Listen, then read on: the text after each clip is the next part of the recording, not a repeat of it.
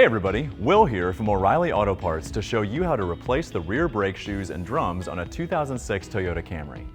This procedure will be similar on most Camrys from 2006 to 2011, but be sure to know the specifics for your vehicle before getting started. Once you've got your supplies together, here's what you'll do. Chock the front wheels,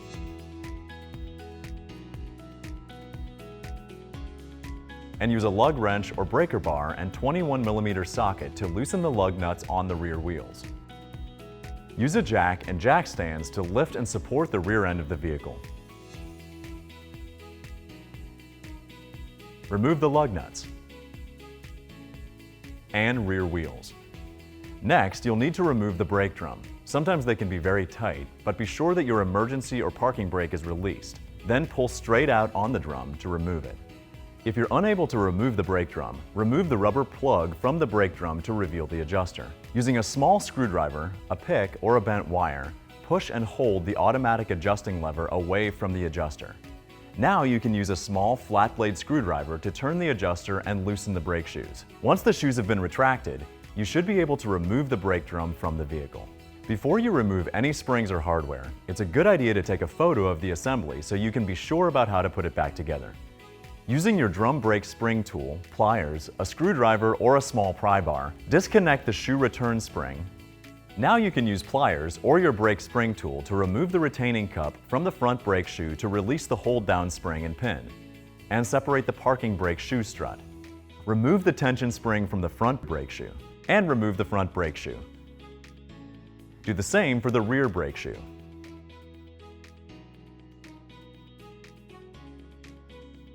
Remove the rear brake shoe. Then remove the parking brake strut. You can use a screwdriver to disconnect the parking brake cable from the anchor plate. Now you can use pliers to disconnect the parking brake cable from the lever. Now that the rear shoe is off the vehicle, remove the adjusting lever spring and the automatic adjusting lever. You'll also need to use a screwdriver to remove the C-washer and the parking brake shoe lever. Now you're ready to install your new brake shoes and hardware. It's always advisable to replace the brake springs, hardware, and clips when completing a drum brake repair. And cleaning the entire backing plate with brake cleaner can help remove any brake dust or debris. On your new brake shoes, install the parking brake shoe lever and install the C-washer. Compress the C-washer using pliers to secure it. Then clean and grease the threads of the strut adjuster.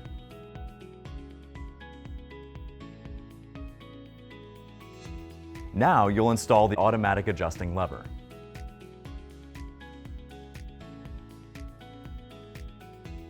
Connect the parking brake cable to the parking brake shoe lever.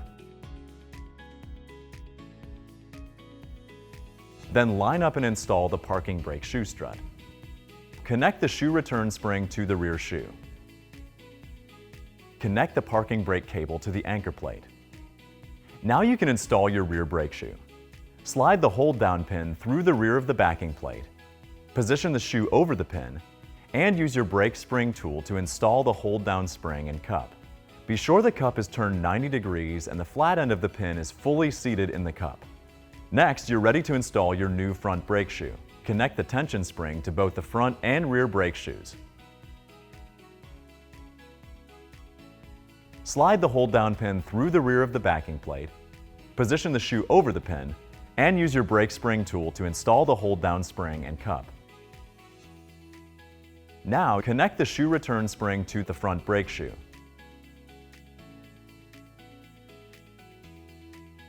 Inspect your drum brake assembly and compare it to the picture you took earlier, if necessary, to ensure everything is properly aligned. Now you should be ready to install your new brake drum. If you choose to reuse your old brake drums, make sure to have them resurfaced to ensure proper performance with your new brake shoes. Brake drum and rotor resurfacing is available at most O'Reilly Auto Parts locations. Use silicone grease on the hub to prevent corrosion behind the new drum. Install the brake drum over the brake shoes and align the holes in the drum with the lug studs and the hole in the hub for the adjuster to slide it on fully. Now that your brake drum is in place, you can use a small screwdriver to turn the adjuster through the port in the brake drum and hub and adjust the brake shoes. You want the shoes to make minimal contact with the drums, but once you're fully adjusted, the drum should still be able to turn. Install the rubber plug in the adjuster access port.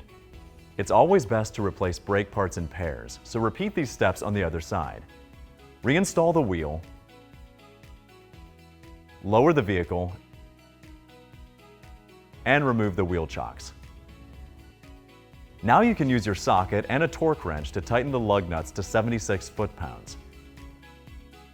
The automatic adjusters in a drum braking system are designed to adjust the shoes outward to compensate for wear when the brakes are engaged in reverse. Once your brake job is completed, it may be a good idea to reverse and stop the vehicle several times to ensure the brake shoes are properly adjusted. And that's it. You'll find everything you need for this and other jobs at your local O'Reilly Auto Parts store or O'ReillyAuto.com.